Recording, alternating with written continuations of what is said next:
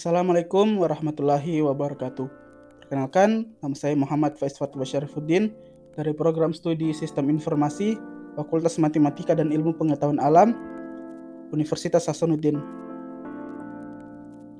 Di video kali ini, saya akan membahas mengenai materi pengantar sistem informasi yang ke-9. Adapun topik pembahasannya yaitu proses pengembangan aplikasi perangkat lunak baru, yang kedua metodologi pengembangan perangkat lunak baru, yang ketiga yaitu bahasa pemrograman, yang keempat yaitu masalah seputar pengembangan situs web dan aplikasi seluler, yang kelima yaitu kebijakan implementasi. Materi yang pertama yaitu proses pengembangan aplikasi perangkat lunak baru. Dalam segi bahasa, software development merupakan pengembangan sebuah perangkat lunak. Selanjutnya, menurut istilah, merupakan proses pengembangan sebuah aplikasi perangkat lunak yang dijalankan secara sistematis sehingga menghasilkan sebuah produk yang baik dan berkualitas. Proses ini memiliki beberapa model yang masing-masing menjelaskan pendekatan terhadap berbagai tugas atau aktivitas yang terjadi selama proses. Contoh model proses pengembangan perangkat lunak antara lain adalah proses iteratif, extreme programming, serta proses air terjun atau waterfall. Di dunia developer sendiri, istilah ini sering disebut dengan Software Development Life Cycle atau SDLC. SDLC sendiri merupakan siklus hidup dari pengembangan software. Tujuan dari penggunaan SDLC sendiri adalah untuk membangun sebuah sistem informasi yang direncanakan dengan baik agar memenuhi target produk yang akan dirilis.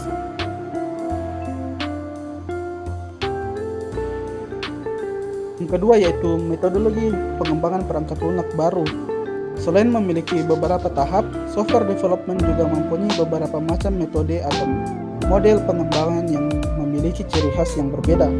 Berikut merupakan 7 model yang dipilih karena tingkat penggunaannya dalam suatu perusahaan. Model yang pertama yaitu model waterfall. Pada model ini, kita analogikan dengan sebuah air terjun. Mestinya air terjun mengalir dari atas turun ke bawah dengan gaya gravitasi bumi. Nah, sama dengan metode waterfall yang berarti tahap pengembangan software dilakukan secara bertahap mulai dari awal hingga akhir. Maksud dari bertahap di sini adalah tahap software development yang dapat dilakukan secara bersamaan. Akan tetapi, software dilakukan melalui perencanaan terlebih dahulu. Setelah selesai, baru masuk ke tahap desain dan seterusnya. Yang kedua yaitu model spiral. Model ini termasuk memiliki tingkat repetisi yang tinggi.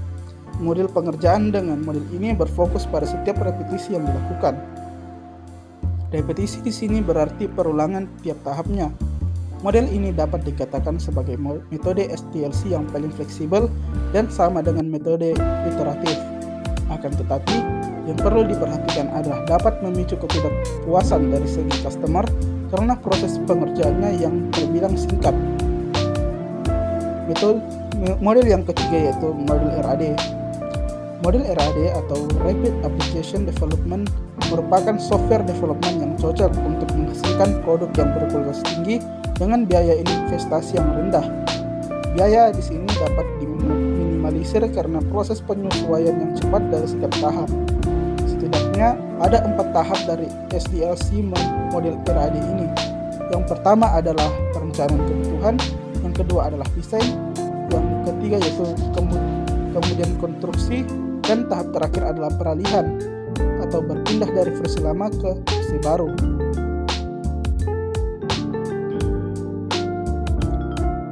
Model yang keempat yaitu model prototype.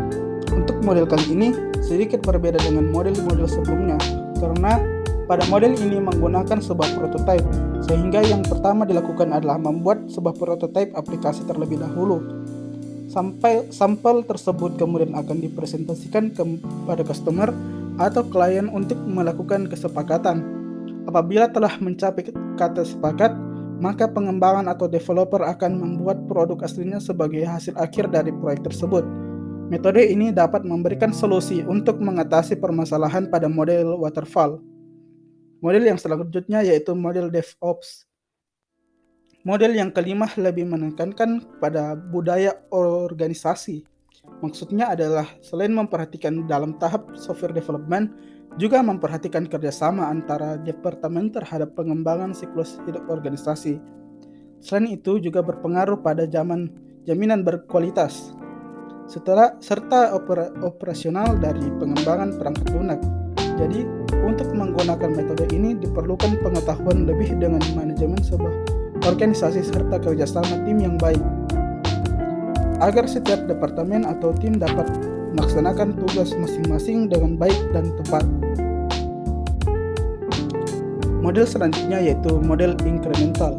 Nah, berikutnya masuk pada model yang dibilang melibatkan pengembangan model yang lain. Pada setiap siklus tersebut dibagi lagi menjadi siklus-siklus kecil. Pengulangan tersebut dapat diatur dengan mudah serta telah melewati berbagai tahap perencanaan, desain, implementasi, serta pengujian. Model yang terakhir yaitu model Agile atau Scrum. Model yang ketujuh merupakan salah satu model dengan penggunaan model yang paling sering digunakan oleh perusahaan maupun startup, karena model ini dirasa paling cocok untuk diterapkan dalam pengembangan produk atau software dalam jangka waktu pendek maupun panjang. Jenis Agile yang paling sering digunakan adalah metode Scrum.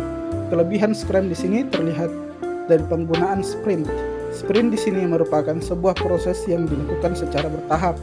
Kelebihan yang lain di sini adalah setiap tim dapat melakukan kerja secara bekerja sama tanpa perlu menunggu salah satu tim untuk menyelesaikan pekerjaannya. Materi yang berikutnya yaitu bahasa pemrograman.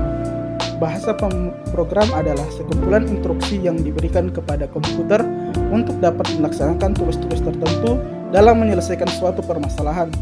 Bahasa program berfungsi untuk memerintah komputer agar dapat mengelola data sesuai dengan langkah-langkah penyelesaian yang telah ditentukan oleh programmer.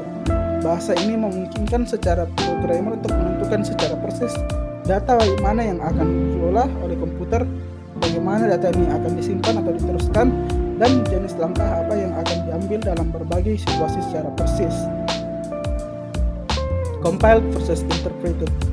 Compiler adalah sebuah program yang bertugas untuk mengonversi source code yang kita buat secara bahasa mesin.